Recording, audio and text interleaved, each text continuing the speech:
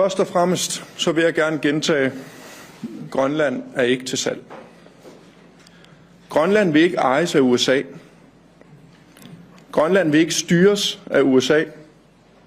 Grønland vil ikke være en del af USA. Mit svar, det bliver ikke særlig langt. Vi står sammen i den her situation. Vi står sammen. Og derfor er kampen for det helt grundlæggende her.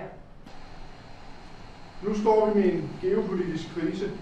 Vi vælger det Grønland, vi kender i dag, og som er en del af kongeriget Danmark. Nu står vi med en geopolitisk krise, og hvis vi skal vælge mellem USA og Danmark her og nu, så vælger vi Danmark. Vi vælger...